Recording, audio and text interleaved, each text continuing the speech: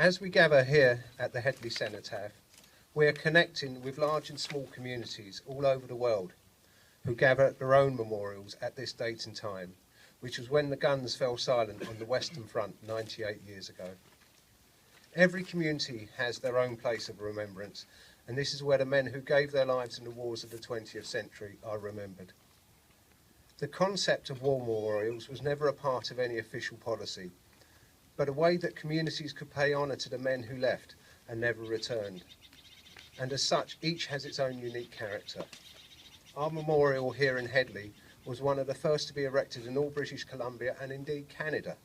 It was unveiled in December 1919, just 13 months after the end of the war, and it stands on the spot that saw 17 volunteers gather for one last time before enlisting.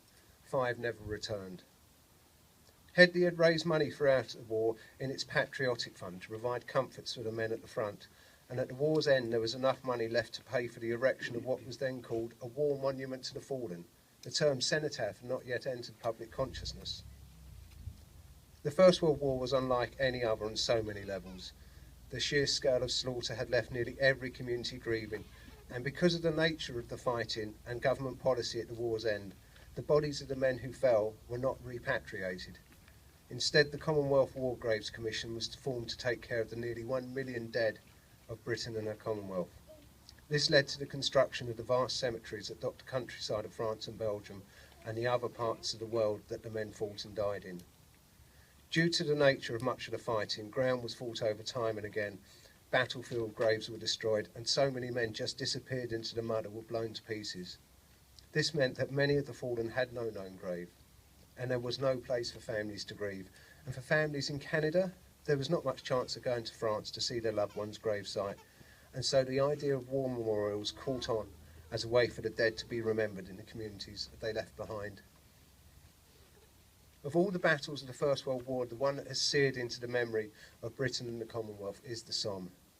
This battle was fought 100 years ago from July to November, over an area similar in size to the Smilcombe. Over 1 million men were killed or wounded during its duration. On July the 1st, the opening day of the battle, the British Army suffered nearly 60,000 casualties, including 19,000 killed. Just for comparison, Rogers Arena has a capacity of 18,600. Over 3 arenas of men killed and wounded in one morning. Over the next 4 months, men from every part of the British Isles, South Africa, Australia, New Zealand and Canada fought and died in this small region of France. Indeed, so many fought there that I'm sure that most of you gathered here this morning, whether you know it or not, had a relative who served there. I know I had a great-grandfather who fought there, and his experiences changed his life forever. And for the men of Hedley, it too became a place that they knew for the horrors they saw and went through there. The Canadian divisions fought in the Somme from September onwards, and in that time several were wounded. In the space of a month, 3 Hedley boys lost their lives. Charles Christiana worked at the stamp mill and had enlisted in early 1915 and had seen action, but nothing prepared him for the attack that his battalion was ordered to undertake on 26th of September. They came under heavy fire from 3 sides while taking their objective, and by the day's end nearly 120 men had been killed, including Charles Christiana. He was at first reported as wounded, but he was never found, and his death was presumed nearly a year later. He, like so many soldiers killed on the Somme, has no known grave. At the beginning of October, the 54th Kootenai Battalion was sent to the Somme, and although they never took part in a big attack, over 100 men were killed in the few weeks they served there. Their job was just to hold the front line and to provide men for work parties, repairing the barbed wire, bringing up rations and the like. On the 23rd of October, Rod McDougall, who worked on the crusher here in Hedley, was killed while in the front line. And 2 days later, local boy Bert Schubert was detailed to take a prisoner to the rear. They were hit by shell fire, and his body was never found. For Hedley, the loss of Bert Schubert just a few days after his 24th birthday was a particularly tragic blow. His father had built the first store here in town, and in 1913, along with his partner, had opened another store in the building that we now know as the Hitching Post. And it was here that Bert had worked until he enlisted in August 1915, along with 16 other Hedley men. When the 54th had just arrived in the Somme, Bert sat down and wrote a short letter, and it was published in the Hedley Gazette the same week the news came of his death. I will finish up by reading that letter, as I can think of no more fitting tribute to the Hedley boys than to hear some of the last words that one of them wrote while on the Somme. Dear Mrs. Forbes, this is not a very ready answer to your letter, which I was certainly very glad to receive.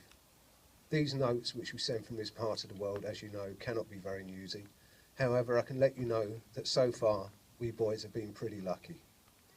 We have not been on the firing line for some time, have moved to a different part and will probably soon go in again.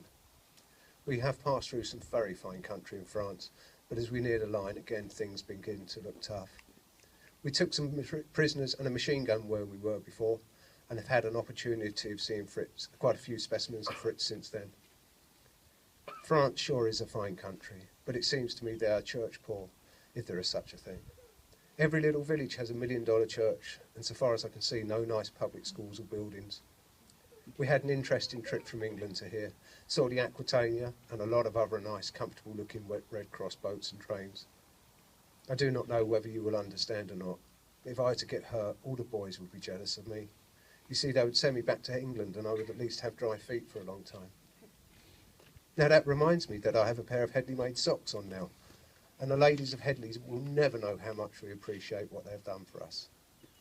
I often think of you people back in that little town of luxury. Yes, that is the right word. Even if things do get quiet once in a while, there is sure to be plenty of pure cold water to drink, and there isn't any poison gas or liquid fire in the air. If you ever get a chance to enjoy yourself, do so.